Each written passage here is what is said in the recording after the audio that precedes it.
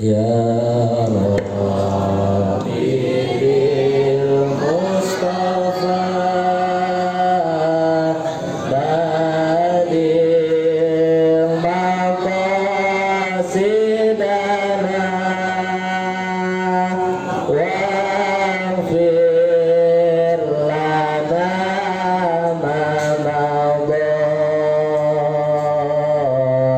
ya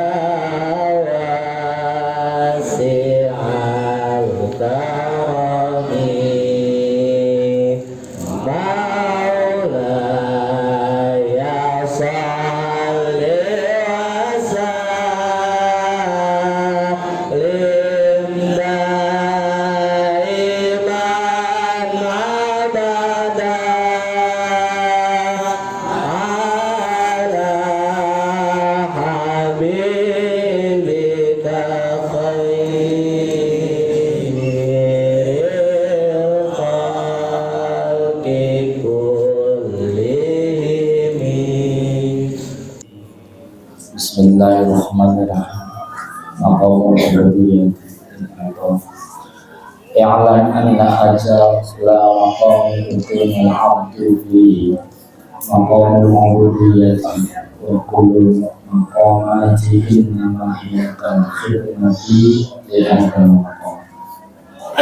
I'lam berkahullah oleh anna ajla maqam siruna sa'atul-atul maqam kedudukan ukima yang didudukan seorang abdu hamba fihi dalam maqam itu maqam ubudiyah, dia itu maqam ubudiyah. Jadi maqam terhabu, maqam terhebat adalah maqam ubudiyah. Ubudiyah itu maqam hamba. Wa kullul maqamati, dan setiap maqam yang beda itu innama sesungguhnya dia yaitu maqamat itu kalau khidmati seperti khodam, atau pelayan lihada maqam untuk maqam ubudiyah ini. Yang paling hebat itu maqam ubudiyah, maqam kehambaan. Yang lainnya itu hanya untuk menuju maqam hamba. Makin tinggi orang, makin benar dari hambanya, maka makin hebat makamnya. Mau makam apa aja pasti tunduk sama hamba. Makanya kata Banggur mengatakan, kalau punya cita-cita yang besar, apa cita-cita yang besar? Mau jadi hamba yang benar. Mau jadi apa? Hamba yang benar. Mau jadi hamba Allah yang benar, hamba Allah yang sungguhan. Karena itu mau tertinggi. Wadalilu, dan bermula dalil atau bukti ala anal ubudiyah atau sunnah ubudiyah itu asyraful maqamin, maqam yang paling mulia. Apa qaulullah ta'ala, firman Allah Subhanahu wa ta'ala, subhanalladzi asra bi 'abdihi lailan. Subhanallah, maha suci Allah al-Jalla, asra yang menjalankan siapa Allah bi'adlihi dengan hambanya laila pada suatu malam. Jadi ini ayat Isra nih, karena saat itu Isra itu sangat agung sehingga yang dipilih maqam, yang dipilih untuk di Isra dan Mi'rajkan yaitu maqam hamba. Padahal kan saat subhanalladzi asra bi rasulihi atau subhanalladzi asra bi nabihi, tapi saya dikatakan subhanalladzi asra bi 'abdihi. Wa ma anzalna 'ala abdina wa ma, dan segala satu anzalna yang kami turunkan ala abdina atas hamba kami. Tahaya ain shad dzikru rahmati rabbika 'abdahu Zakaria. Dzikru rahmati rabbika, menyebut rahmat Tuhanmu, 'abdahu hambanya Zakaria, yaitu Nabi Zakaria. Wa annahu lamma qama Abdullah yad'uhu Walau sudah dalam makom ketika mendirikan permasalahan seorang dari hamba Allah, ya yang berdoa kepada Allah. Walau khuyira ketika disuruh pilih sama Rasulullah Sallallahu Alaihi Wasallam, baina ayyamul nabi yang mengatakan atau nabi yang abdan, Nabi disuruh milih antara nabi yang menjadi raja atau nabi yang menjadi hamba. Ikhtarul ubudiyyah lillahi ta'ala, maka Rasulullah Muhammad memilih nabi yang menjadi hamba. Hamba itu luar biasa. Gampangnya hamba itu kan gampang ini hamba. Hamba itu kan tidak ada memiliki kecuali dari tuannya. Hamba itu tidak punya keinginan kecuali keinginan tuannya. Itu prinsip hamba begitu. Hamba nggak punya kekuatan kecuali kekuatan tuannya itu hamba. Makanya orang yang paling merasa lemah, orang itulah yang paling hebat, yang paling kuat. Orang yang paling merasa hina, orang itulah yang paling mulia. Fadzalika, maka dalam demikian itu adalah menunjukkan apa dalil-dalil ala anna al-afdalil maqamat wa sungguhnya ubudiyah itu min afdalil maqamat, dari utama-utamanya maqam wa afdalul marabat, dan kedudukan yang sangat agung. Wa qala, dan bersabda siapa sallallahu alaihi wasallam, Muhammad sallallahu alaihi wasallam, innama ana abdullah abdul muttaqin. Innama ana, semuanya aku, kata Nabi itu, abdul hamba, la akil muttaqin, aku tidak makan muttaqin secara yang mewah-mewah, dia berpoya-poya. Jadi Nabi Muhammad seorang nabi, seorang pimpinan, seluruh pimpinan orang Islam itu ngakunya sebagai seorang hamba. Cirinya makannya nggak pernah bermewah-mewah. Kalau kita makan gado-gado di posting, gado-gado guys, mending bagi-bagi kagak. Kita tadi diajak makan ke hotel bintang 5 yang paling mahal. Sibuk makan apa sibuk foto? Makan urusan belakangan yang penting teman pada tahu. Sementara Nabi kita, inna ma'ana Abdullah, inna wa semuanya aku, kata Nabi, ana yaitu aku itu Abdullah, hamba Allah. Kalau aku memakan kama yakulul abid, bagaimana makannya para hamba. Nabi Abdullah makannya sebagaimana makan para hamba. Kita Nabi bukan? Pengikut Nabi ya apa bukan? Kalau ngikutin Nabi makannya sebagaimana hamba. Makannya hamba makan awal. Yang ada di mana? Udah enak banget nih, udah enak banget, sayur asam ada, ikan asin ada, ayam ada, sambelnya nggak ada, nanyain nggak? Padahal nggak pakai sambel juga jadi. Jadi hamba itu kalau makan ya udah ya ada makan. Dari kemarin makan ginian mulu mah, toge doang, pada berenang toge. Dan kampung ada yang ini, ya hamba. Nabi aja makannya sebagaimana hamba, Nabi itu makannya sebagaimana hamba. Jadi yang biasa. Terus gimana kalau kita makan yang enak-enak? Prinsipnya makan yang enak itu buat orang lain. Saya pesannya begitu. Jadi kalau besar, kalau buat orang lain kasih makan yang enak-enak. Kalau buat kita masih saya aja. Kalau buat kita apa? Sisa. Kalau orang lain kita kasih sop, sisanya apa? Sama sop kan. Ya udah kita makan sop tapi sisa. Cuma dipenuhi dulu, disain. Ya kalau dikeluarin semua habis. Jadi ya kalau dibayar sedikit itu gimana? Dibayar sedikit itu kalau saya kan pernah suatu waktu ke Malang. Ini benar, saya pernah suatu waktu ke Malang. Itu karena saya ketinggalan salah informasi gara-gara saya sama bahasa Sunda kurang karena bahasa Sunda beda-beda. Kalau besok bahasa Sundanya apa? Isuk ya. Kalau isuk-isuk pagi-pagi. Kalau kita kan besok-besok. Jadi kalau bahasa orang sini, misalkan ini bahasa Sabtu. Sabtu kapan? Ada Sabtu depan, ada Sabtu ini. Kan gitu. Misalnya kami hari Minggu nih. Kapan? Hari Selasa. Selasa kapan? Selasa ini. Maksudnya besok Senin, Selasa, ya kan? Kalau Selasa depan berarti Senin, Selasa, terus Selasa yang minggu depannya. Kalau maksudnya kita kapan berangkatnya? Sabtu. Sabtu mana? Sabtu yang dekat. Ya, ini ada saudara yang ngerti ya. Sabtu yang dekat. Saya pikir mas Sabtu yang dekat itu Sabtu depan berangkatnya. Ternyata Sabtu yang dekat dan Sabtu yang dekat itu disebut Sabtu ini. Jadi yang paling dekat sama sekarang Sabtu misalkan, ya itu berangkat. Akhirnya saya tinggalan. Jadi kalau Pak Janda udah naik mobil, nah saya merasa berat gitu. Kalau pengen ke Malang terus ketinggalan tuh merasa berat, apalagi diajak terus sekarang saya nggak mau, padahal mau ikut cuma gara-gara salah pengertian dalam bahasa.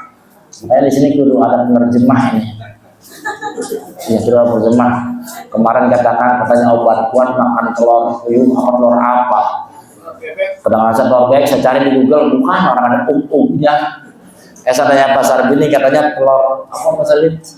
Telur puluh, masa telur rebus, sama saya kata telur puyuh.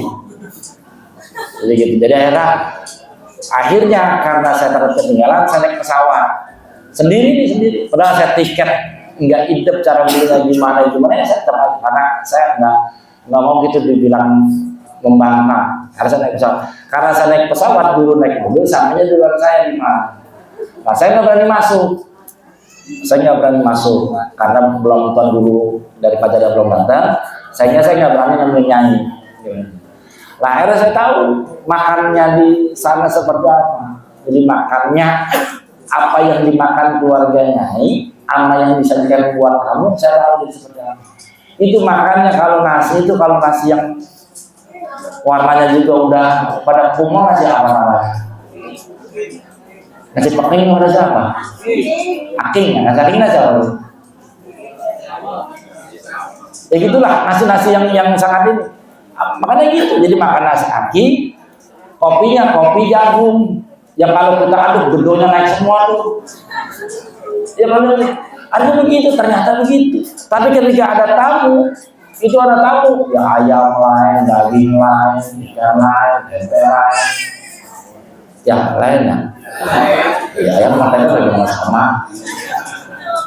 Ya pokoknya kalau giran tamu itu sangat istimewa. Artinya apa? Artinya di sana itu ketika makanan buat orang, makan disuguhkan yang terbaik. Tapi kalau buat sendiri apa ada apa aja makan ada rendang, ada sop, udah makan aja. Jadi gitu. Sama kalau di Pajada begitu. Di Pajada kan saya sering diceritain sama orang Lampung. Di Pajada itu buat lauknya aja 1 hari 1,5 juta. Buat lauknya aja satu normal, bukan acara. Jadi buat orang yang tinggal di Pajada 1 hari lauknya aja berapa? Sementara buat keluarga merasakan, sama keluarga Mang Pepet itu 1 hari 50.000. Coba bayangin Pak. Jadi buat santrinya itu 1,5 juta. Buat keluarga tuan guru ini 2 kepala keluarga. Tuan setengah ini sama anaknya, sama Pepet, sama anaknya 2 kepala keluarga itu cukup 50. Ikan kembung berapa kilo ikan kembung? Ikan kembung udah 40.000 ya. Nah kalau beli ikan kembung 40.000, cabenya berapa duit? Bornya berapa duit? Tapi begitu. Jadi guru begitu. Jadi ngikutin. Jadi ana Abdullah, aku Abdullah, akhalu kamalikul habib, aku makan sebagai makannya para hamba. Jadi udah kalau makan ya udah, yang penting kenyang. Yang penting apa? Kenyang. Biar enak, yang penting Wa qala sallallahu alaihi wasallam, wa qala, dan bersabda siapa sallallahu alaihi wasallam, ana sayyidu waladi adam wala fakhar. Ana sayyidu waladi adam, aku yang paling mulia. Jadi aku manusia yang paling mulia, kata Nabi. Ana sayyidu, Sayyid itu pemimpin waladi Adam, manusia. Jadi kata Nabi, aku pemimpinnya manusia, wala fakhor, dan aku nggak sombong. Nabi itu bahasanya setiap ada negara di situ ada orang Islamnya harus mengakui pemimpinnya adalah Nabi Muhammad. Dan itu nggak sombong. Coba kalau kita jadi lurah, aku menjadi lurah, jangan macam-macam. Ntar bikin KTP dipersulit.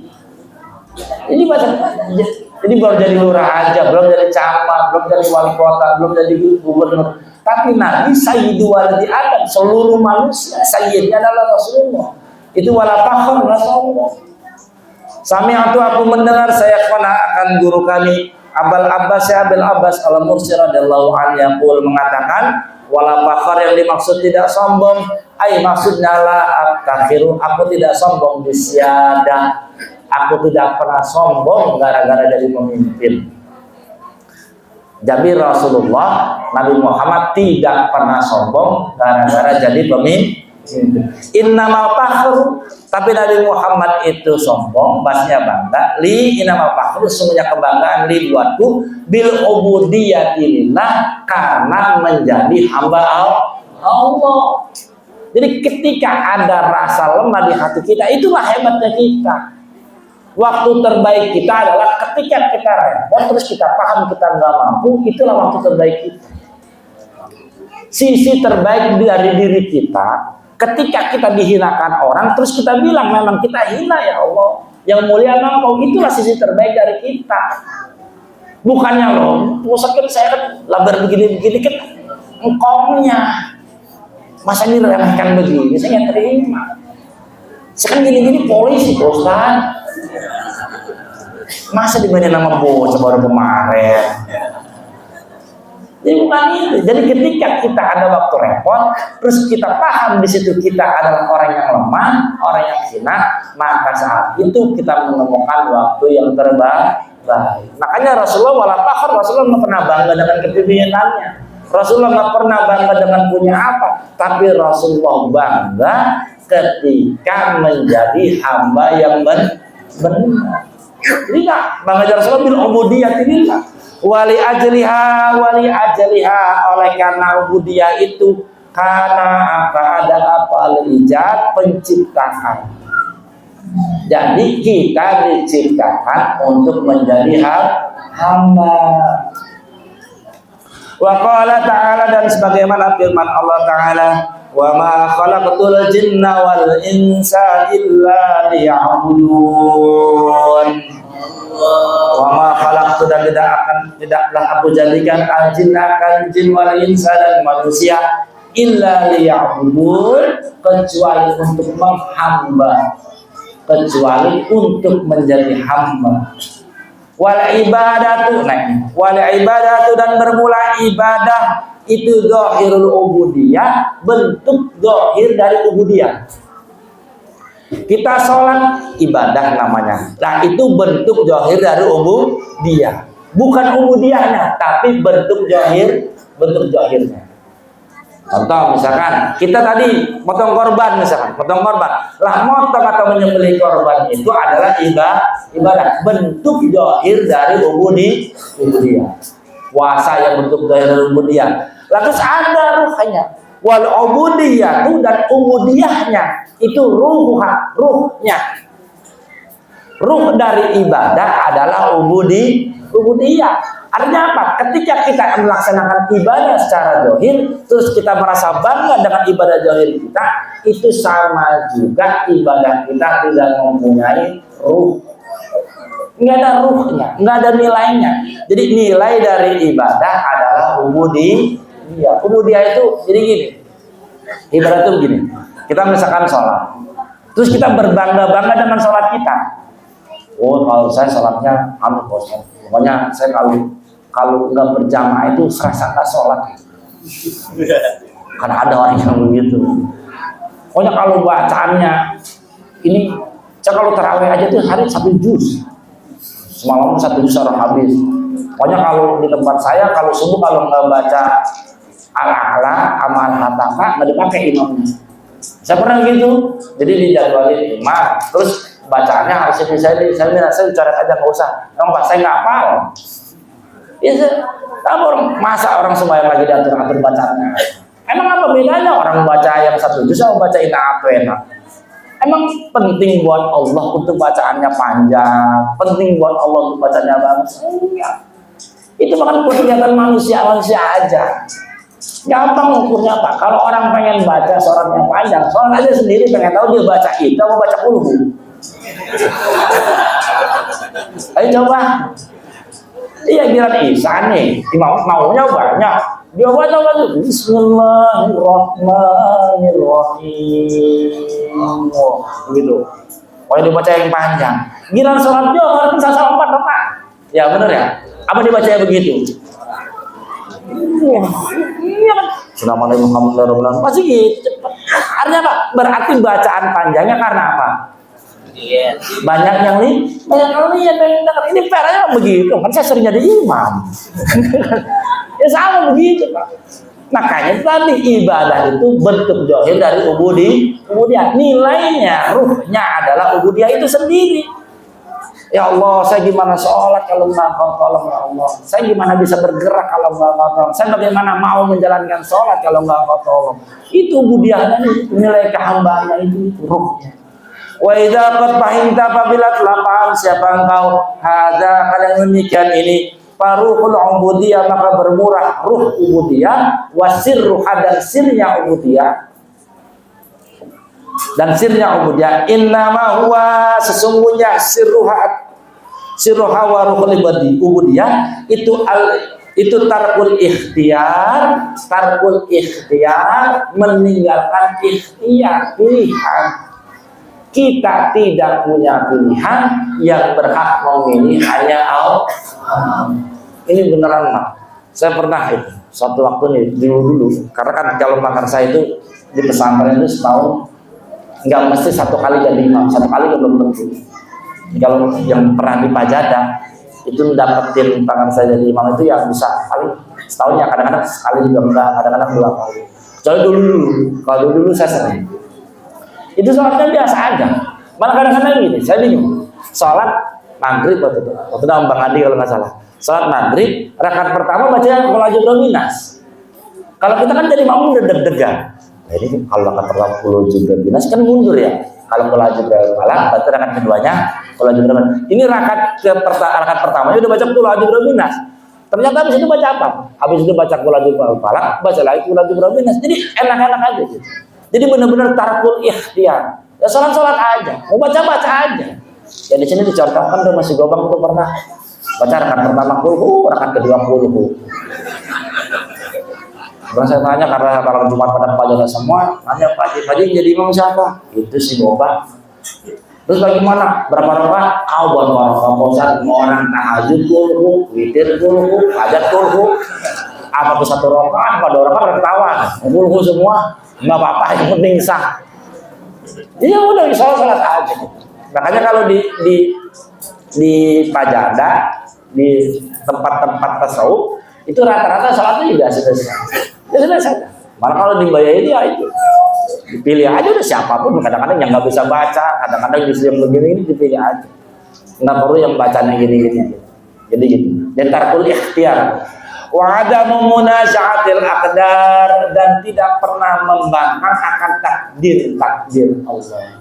Jadi hamba itu tidak pernah ngomong lah kok begini ya Allah, saya kok begini ya Allah, nggak pernah begitu. Jadi adamu munaza'atil maqadir atau adamu munaza'atil aqdar tidak pernah membangkang atau mempertanyakan tentang takdir Allah. Ya udah begini. Ini paling gampang itu. Gagal. Gagal. Beresnya nggak beres. Nggak beres. Jangan pakai kok. Beresnya nggak beres. Kok nggak beres? Kok begini? Jadi apa jawabnya? Begitu. Jadi ya enak ya. Masak apaan mah? Oncom melencah. Besok masak apaan lagi? Serasem. Lama-lama nggak nanya, nggak pulang. Paling gituan lagi dia tahu. Ya gitu. Karena begini Pak. Kenapa Pak begitu? Karena orang-orang ahli suhud itu menyaksikan di belakang kejadiannya, bukan kejadiannya. Karena misalkan itu orang misalkan punya hajat, terus dia pengen banget nggak hujan, terus hujan. Kalau orang yang ahli suhud dia cuma bilang gitu, oh hujan, enggak pakai kok hujan lah. Kayaknya kodok udah digenteng ya kodok. Bawang aku udah jar genteng. Ya udah hujan saja. Kenapa? Karena kurang ada. Kok kurang ada? Lah sekarang hujan yang menurunkan siapa? Allah kan. Masa Allah ngomong begitu? Ya udah gitu aja. Oh hujan. Banyak duit. Oh banyak duit. Kalau pakai duit orang pakai orang pakai nyolong langsung. Fatabayyana maka jelas min hada dan yang ini innal ubudiyata semuanya ubudiyah itu tarku tadbir meninggalkan ngatur wal ikhtiar dan memilih ma'rububiyah bersama Allah. Jadi biarkan semuanya Allah yang atur, biarkan semuanya Allah yang milih, biarkan semuanya Allah yang urus, karena pilihan Allah, aturan Allah itu pasti yang terbaik, pasti sempurna karena Allah Maha sempurna. Tidak mungkin pilihannya tidak sempurna, tidak mungkin aturan Allah itu tidak sempurna. Walaupun menurut kita salah, walaupun menurut kita nggak sempurna, pasti sempurna, pasti sempurna. Faida kana apabila ada itu layatimu tidak sempurna apa maqamul ubudiyah, itu apa maqamul ubudiyah alladzi wa asyraful maqamat, yang menjadi maqam termulia illa bitarki tadbir, kecuali hanya dengan meninggalkan ngatur bersama Allah. Fahaqikun ala abdi, maka harus pada hamba ayyakuna untuk ada bagi hamba lahu bagi tadbir itu tarikan meninggalkan.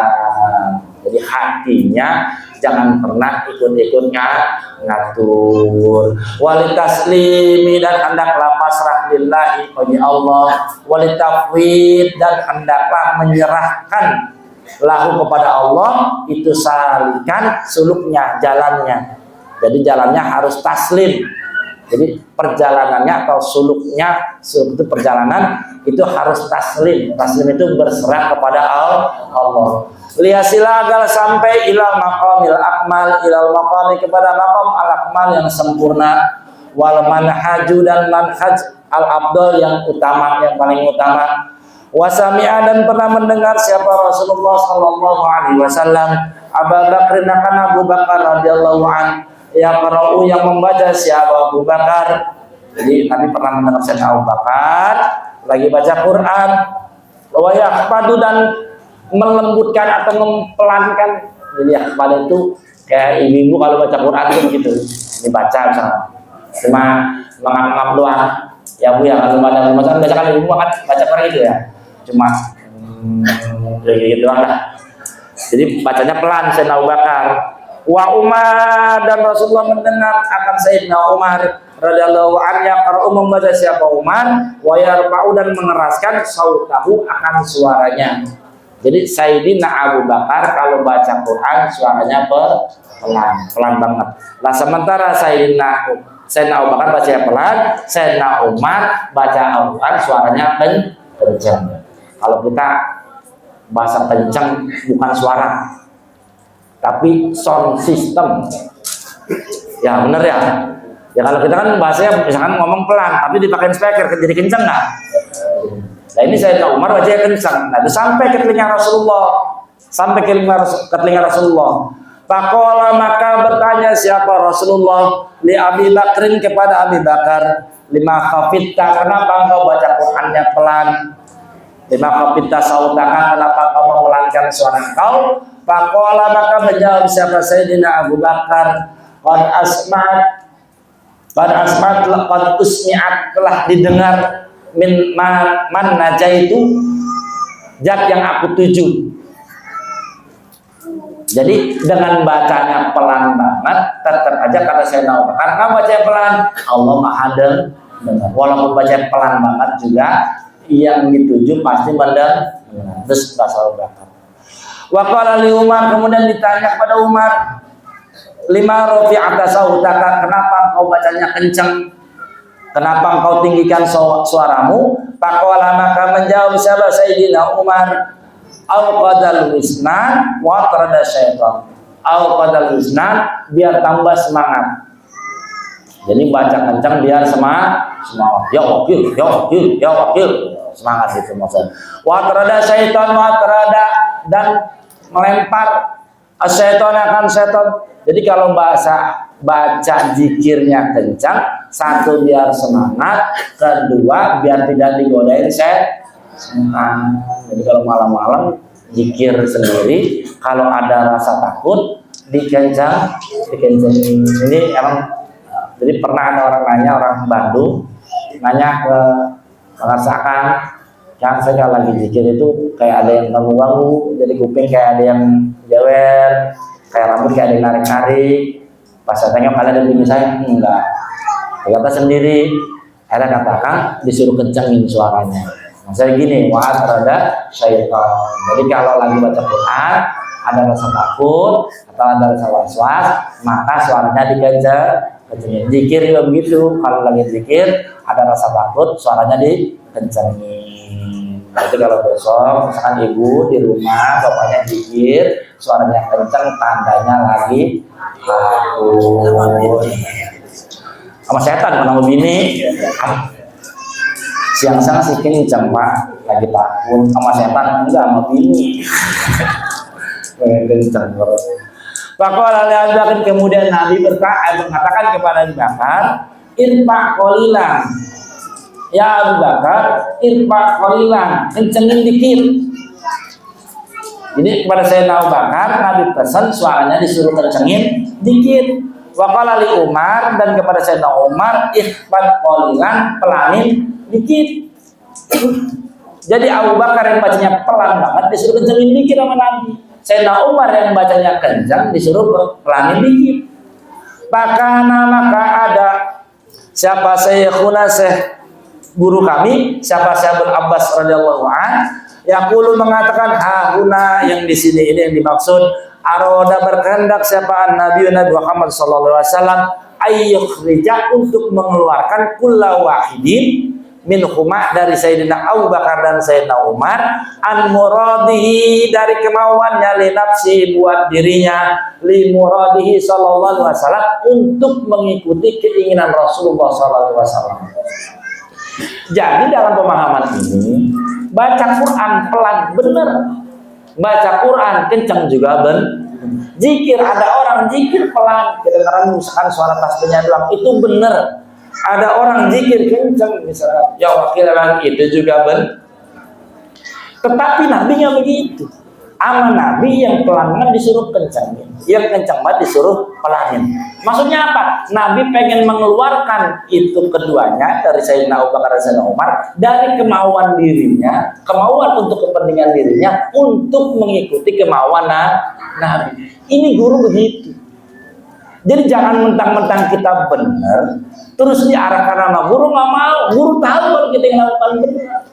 Cuma guru pengen mengeluarkan kita dari kemauan diri kita. Ini benar. Orang sering diajarin begitu. Saya kan pernah cerita dari Malang. Saya ditanya, Ustaz, nanti ada yang jemput. Karena saya pikir orang 12, akhirnya saya minta dijemput.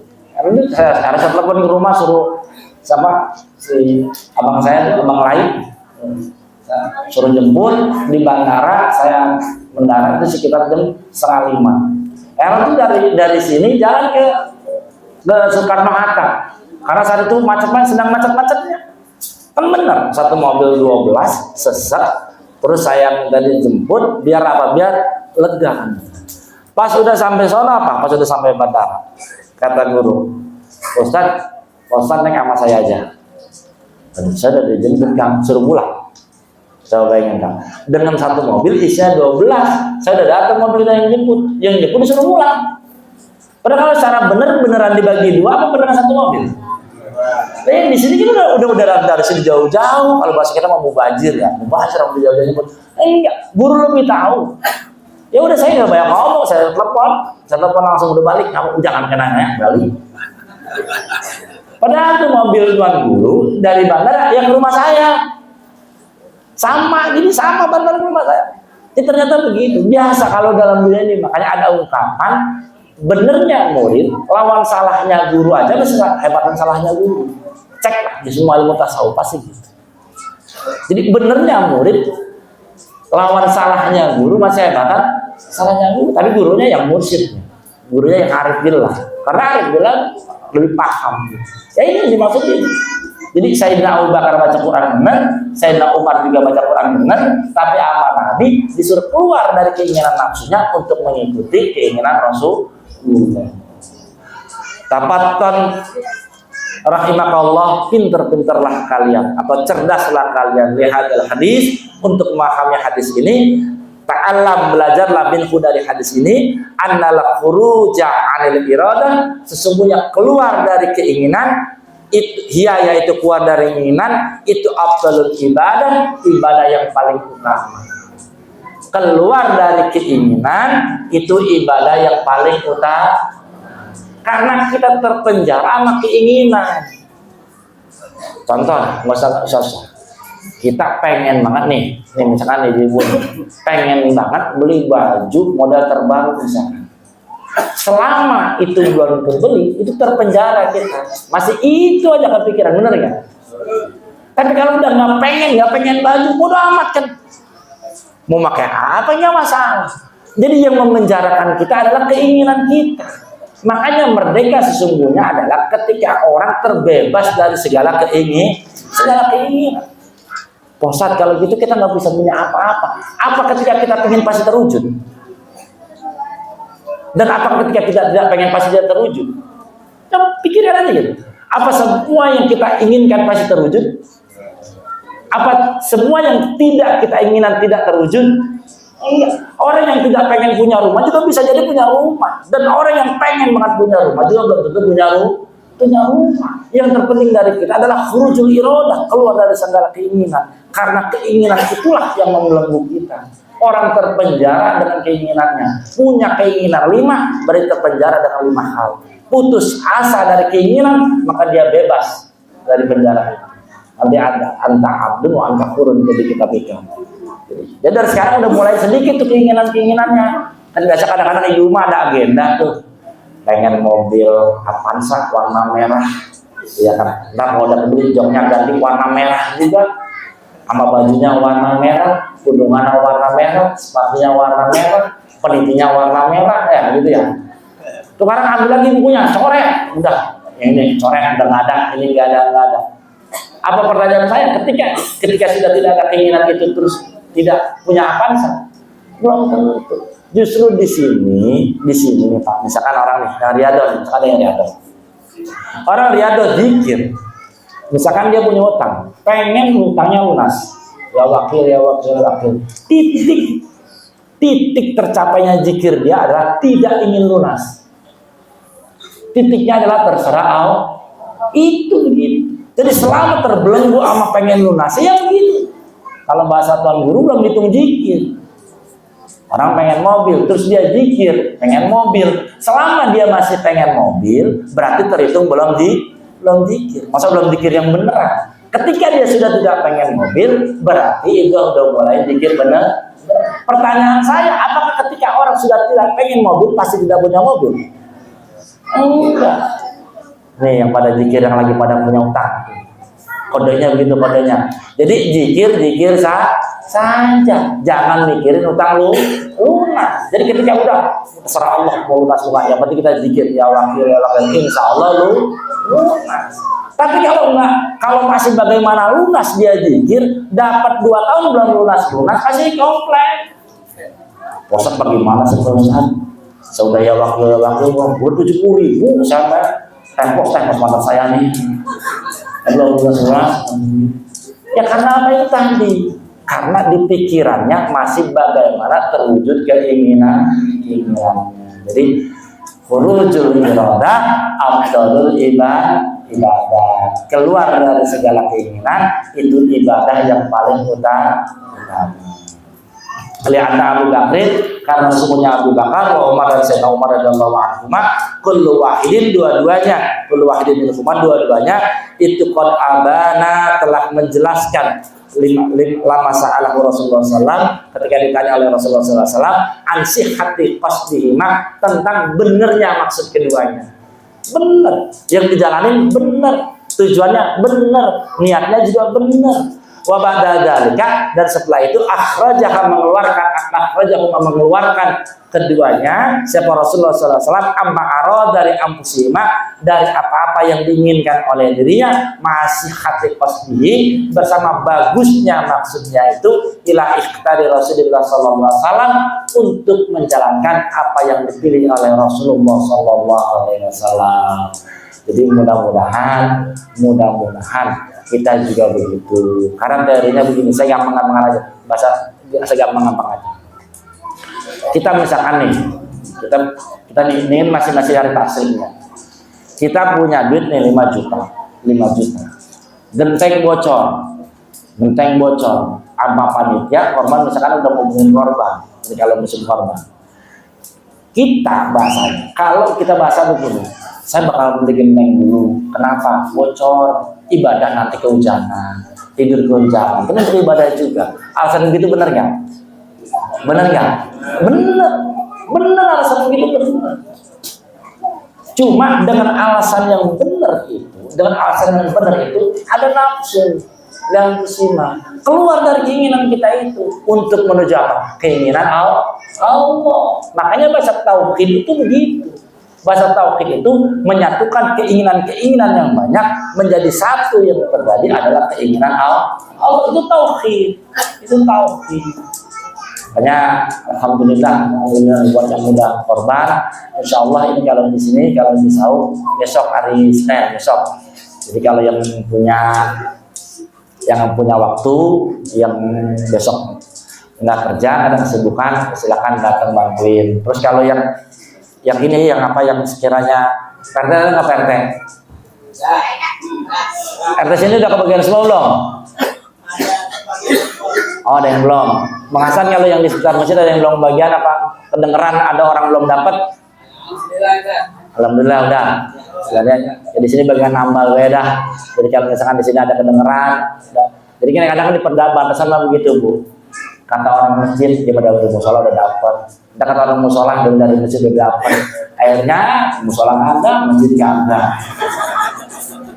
Pikiran orang mah dapat 2, pikiran orang mah dari masjid dapat, dari musola ada.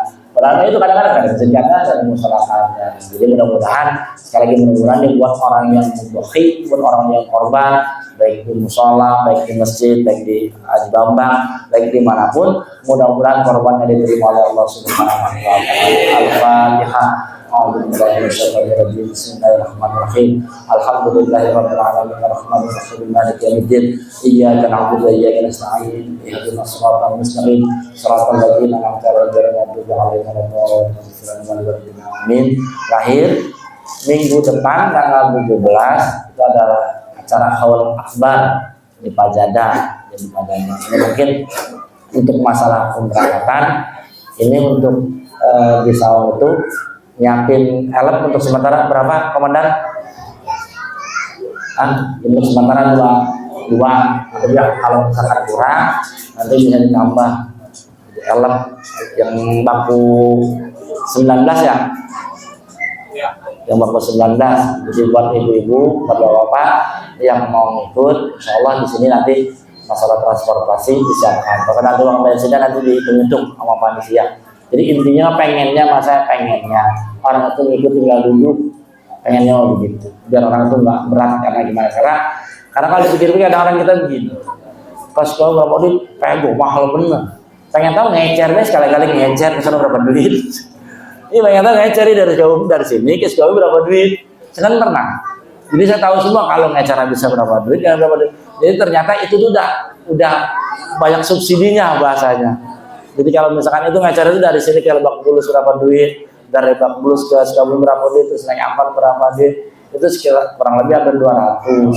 Kami dalam sekali di sini diminim-minimin, sampai 120, sampai 130. Jadi pengennya mas saya bagaimana kita sampai, bagaimana bisa ikut hadir dalam rangka haul dan milad Al-Jadah. Karena enak, Rabu kita zikir bersama puluhan ribu orang. Jadi zikir bersama puluhan ribu orang. Kalau di sini kan kita bawa tasbih nih, pulang masuk kampungan kita doang yang tasbih, gitu ya. Kalau di sana masuk kampung semua megang tasbih, orang puluhan ribu, jadi puluhan ribu. Jadi dengan banyaknya yang zikir, mudah-mudahan hajat kita semuanya dikabul oleh Allah Subhanahu wa taala. Mudah-mudahan kita diberkahi Allah dan diberi kekuatan untuk melaksanakan segala hal, segala hajat yang akan dilaksanakan di pada Al-Fatihah. Bismillahirrahmanirrahim. Alhamdulillahirabbil alamin. Maliki yaumiddin. Iyyaka na'budu wa iyyaka nasta'in. Ihdinas siratal mustaqim. Siratal ladzina an'amta alaihim ghairil maghdubi 'alaihim. Amin. Allahumma kita ala rasulina wa ala niyatina faqbal hadaratina wa ta'ala muhajatina fatina su'alana wa fi anfusina faghfir lana dhunubana Allahumma nas'aluka imanan yushriku qulubana wa yaqinan siddiqan fatana alaina alisbana ila ma katabta alaina wal qana'u ma qasamta lana inni wa ayyali du'aika wa fasqahuna wa mudar inni wa ayyali du'aika wa fasqahuna wa mudar inni wa ayyali du'aika wa fasqahuna wa mudar rabbana tawakkalna ilaika fa innaka tuhibbul mu'minin rabbana aslamna ilaika fa innaka tuhibbul muslimin Allahumma qawwidil amra ilaika fa innaka tuhibbul mutaqawwidin sallallahu alaihi wasallam wa ala alihi wa sahbihi alhamdulillahi rabbil alamin.